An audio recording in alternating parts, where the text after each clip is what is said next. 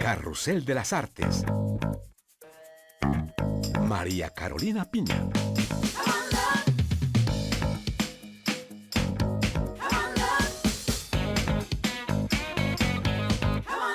Bienvenidos a este programa especial que les presentamos hoy desde el Quai Branly de París, museo que acoge en sus salas a una de las civilizaciones antiguas más extraordinarias y fascinantes que ha tenido el continente americano y el mundo. Los olmecas vivieron en el Golfo de México y legaron piezas de una belleza y calidad extraordinarias que descubriremos hoy en Carrusel de las Artes.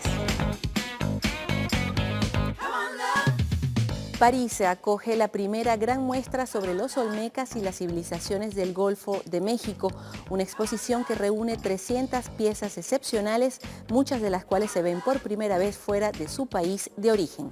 Los olmecas fueron especialistas de la escultura con basalto y jade y de las cabezas colosales. Una de ellas hizo el viaje hasta la capital francesa. Y en nuestra crónica musical fuimos al encuentro de Petit Prince, el nuevo principito de la canción francesa. Los olmecas y las civilizaciones del Golfo de México han tomado los espacios del Museo Quai Branly de París, y para descubrir esta exposición vamos a conversar hoy con el antropólogo Steve Bourget, responsable de las colecciones de América de este museo. Steve, muchísimas gracias por estar con nosotros en nuestro programa Carrusel de las Artes.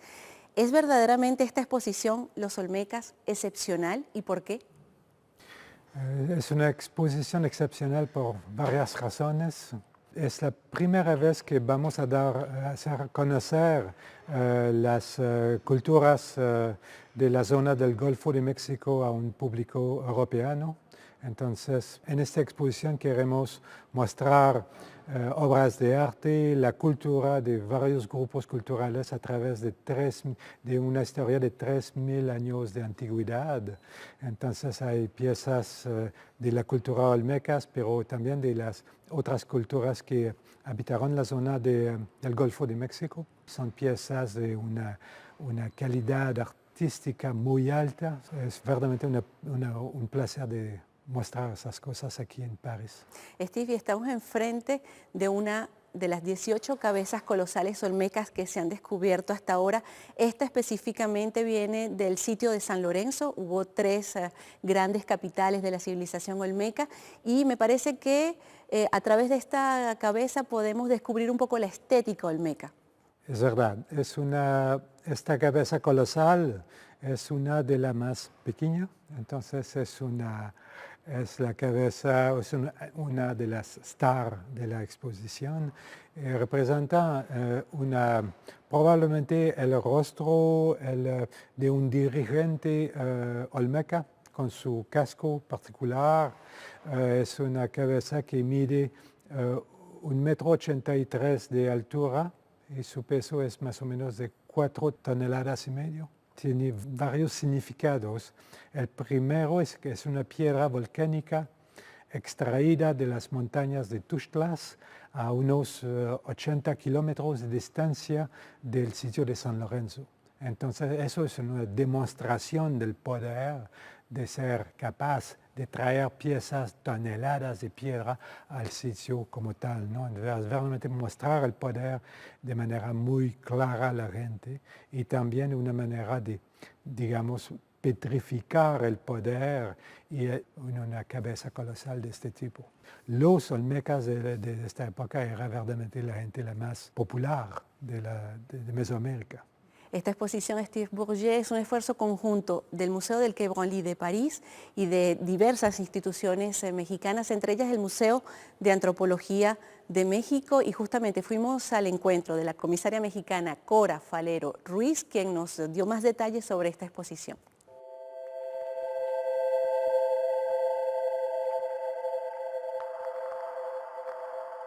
La historiografía en torno a los olmecas es una historiografía en construcción. Son muy pocos años de estudio. La primera vez que se menciona el término olmeca fue en 1927, cuando un académico empezó a encontrar similitudes en distintos objetos que habían sido encontrados. Para él quedó claro que se trataba de una cultura no conocida antes, pero completamente identificable.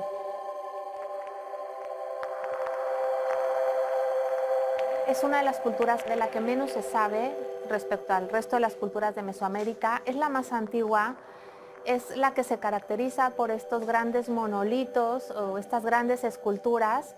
La piedra tiene un lenguaje, la materialidad indígena, la materialidad olmeca también encierra muchos significados. La ofrenda más antigua olmeca fue encontrada en los 90s. Está aquí en la exposición, está fechada en el 1600 a.C.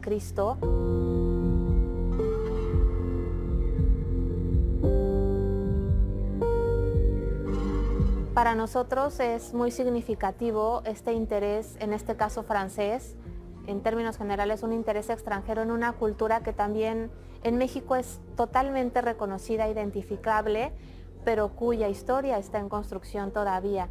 Entonces es una gran oportunidad, tanto para México mostrar aspectos de esa cultura, como para el Museo Quai Branly recibir una exposición de este tipo.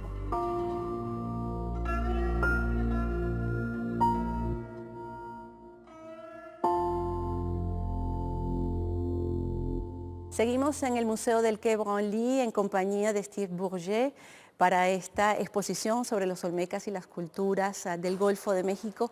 Steve, hablábamos de esta cabeza colosal, pero me parece que en esta exposición hay otras piezas muy importantes de la civilización olmeca que pudieron hacer el viaje de México hasta París. Sí, verdaderamente hay, bueno, es una exposición llenada de piezas extraordinarias, para decir. Entre ellas hay, por ejemplo, el Señor de las Limas, una escultura de serpentina de jade que mide unos 55 centímetros de altura y que representa un personaje teniendo en sus brazos un dios olmeca, quizás el dios lo más antiguo, seguramente lo más famoso de la cultura olmeca. Se ve un grupo de escultura llamado los azuzules, los cuales son un par de gemelos, en una calidad de la escultura muy, muy alta. También hay una pieza que ya pide esta pieza por mi propio placer, voy a decir la verdad. Es una de las piezas más bellas del arte olmeca, es lo que él se llama el luchador olmeca. Es verdaderamente una pieza de un personaje así, en posición de fuerza.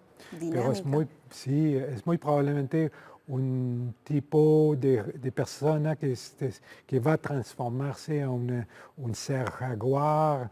Es una pieza increíble que tiene unos 80 centímetros de altura, muy lindo. Y es verdaderamente la star del Museo Nacional de Antropología de México. Entonces, agradezco muchísimo al director y a la gente del museo por haber prestado esta pieza famosa. ¿Quedan muchas cosas por descubrir de los olmecas, Steve? Toneladas, literalmente. Mis colegas mexicanos me han dicho que hay unos más de 70 proyectos arqueológicos en marcha en este momento en la zona olmeca. Entonces hay muchos proyectos, hay mucho para descubrir por colegas mexicanos. ¿Diría usted que cuando estamos enfrente de una pieza así, una pieza que tiene 3000 años de antigüedad, se podría decir que el hombre siempre buscó la belleza, siempre buscó algo ideal? Sí, yo pienso que siempre hemos hecho maravillas y siempre hemos tenido Michelangelos, gente que tenían, como se decía en español, manitas de plata, es decir, una calidad, una manera de trabajar las piedras. Y lo que queremos, entre otras cosas didácticas, antropológicas, lo que queremos que la gente vean en la exposición es la belleza de las piezas.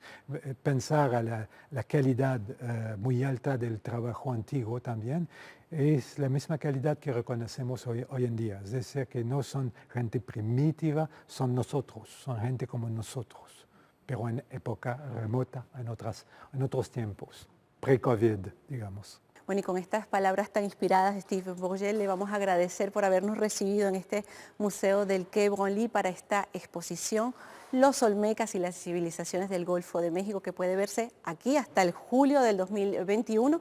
Y ahora vamos a pasar a nuestra crónica musical.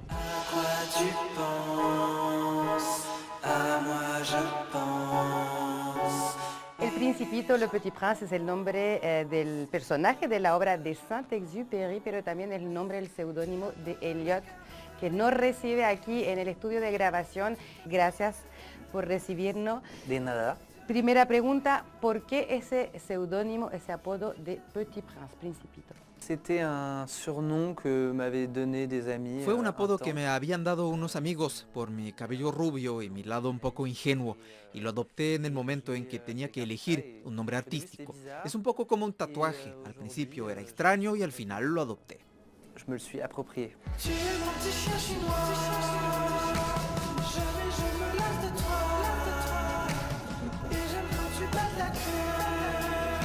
Y en este nuevo álbum que se llama Les plus beaux matins, las más bonitas mañanas, la vamos a traducir así, hay temas melancólicos como por ejemplo Tendresse sur canapé o Chien chinois, que se puede traducir como perro chino. ¿Dónde sacas tú esa inspiración? Quand j'ai commencé à écrire cet album, Cuando comencé a escribir este álbum, comencé grabando una primera melodía. Mientras grababa, escuché los ronquidos de mi perra Josephine, que es un perro Shar-Pei, un perro chino, perros que hacen mucho ruido cuando duermen. Entonces escribí sobre ella. Y luego quise mantener esa ternura de mi intimidad en el álbum, porque vivo en París, una ciudad estresante, un poco dura, donde hay presión social. Y quería hablar de mi perro tierno, de mis amigos, de mi novia. Quería hablar de mi pequeño capullo, porque este es mi primer álbum. c'est mon cocon et j'ai voulu parler de mon cocon parce que c'est mon premier album.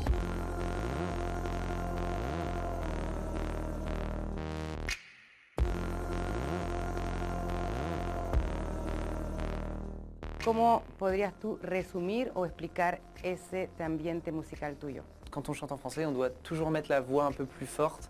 Cuando cantas en francés siempre tienes que poner la voz un poco más fuerte por razones inexplicables, pero es así. Creo que hago música pop francesa, podemos decir psicodélica también porque utilizo muchas texturas diferentes. Pero lo que define mi música es de todo un poco, porque no tengo un solo instrumento como la batería o la guitarra, y busco sonidos a través de todos mis instrumentos. De hecho, podríamos decir que estoy a medio camino entre el rock y la música electrónica. C'est à mi-chemin entre le rock et la musique électronique en fait.